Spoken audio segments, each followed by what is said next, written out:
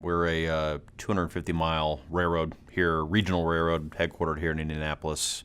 We serve central Indiana, western, southwest Indiana, go into Illinois.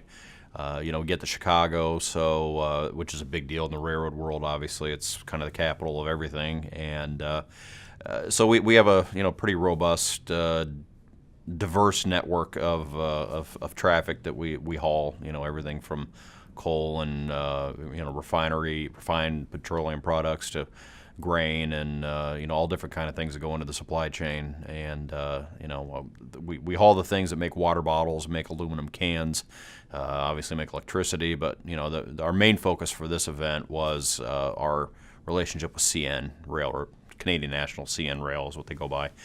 We have an intermodal franchise with them, which is pretty unique, and I can get into that. But we haul containers from our interchange with CN, which is in Newton, Illinois, kind of central part of the state near Effingham, to Indianapolis. So, they manage about 2,600 miles of the haul from Prince Rupert, BC, or Vancouver. We're the last 155 miles, which is short but pretty important. We serve this market, and it's been a tremendous success. We have gone from about 12,000 containers our first year up to we'll hit about 25 this year. So we've seen about 30-35% growth year over year since we started this in 2013, and it's unique because Class 1 railroads and smaller railroads tend not to really collaborate a lot on intermodal. But this was a situation where a lot of companies here in town said, we're tired of trucking all of our boxes from Chicago to the Indianapolis area, central Indiana area, southern Indiana. What can you do for us? And we just looked at our map and said, well, CN doesn't get here. Maybe this will work. We went to CN, proposed the idea to them, and they were all over it. So a year and a half of market research and going out and talking to customers later, we ran our first train, and it's been growing ever since. That was in 2013, so it's we've seen a lot of success. The reason we're here for the conference was because having imports is great. We haul everything from women's clothing to car seat components to shoes and auto parts and everything into this market. We haul beer out of here and other manufactured goods that are going to various places around the globe. But obviously, ag is very important as well.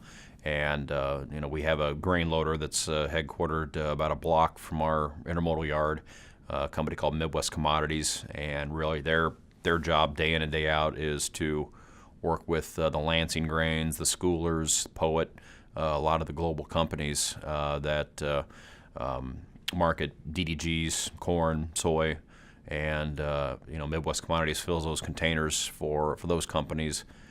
Brings them to us. We put them on the trains, and then they go to Vietnam, China, Europe as well. It's a business for us that it's struggling a little bit right now just because of what's going on in the steamship line world. Global trade is challenged right now. Rates are very low going to China, so a lot of these companies, frankly, would rather move empty boxes back to China as quickly as possible, or Vietnam or South Korea, get a load of high-value goods that's coming back to the U.S. So, as opposed to loading a box full of 58,000 pounds of, soy or other ag, and then moving it back to the Far East that way.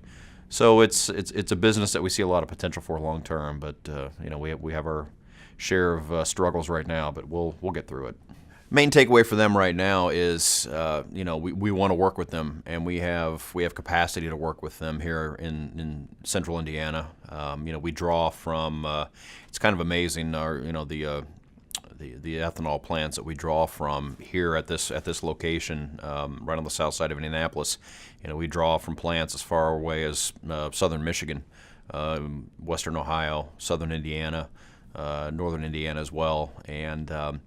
We kind of pride ourselves on local customer service, and a lot of rail yards in this area, especially up in Chicago. You're not going to get the kind of personalized service we can offer them. It really just comes down to what's right now what's going on with the global economy. So when things do improve, when rates do allow us to start filling more boxes here with ag, we certainly are ready to do that, and very flexible, very innovative in what we do. That's the reason why the Indiana Railroad's grown the way it has over the last 30 years. We've went from 12,000 carloads the first year the company was in existence back in the mid 80s. Now we're moving about 170,000 a year, and it's just through taking care of the customers. So we'll get there. As far as freight rail goes, in particular, I mean, we have the best system in the world. Really, we have a lot of companies that invest billions of dollars every year into their private infrastructure, whereas with highways, airports, there's airlines that make money, but they probably wouldn't be making money if they had to take care of the runways and the air traffic control infrastructure and things like that. So, the government helps them out there. We have a great private rail system in North America.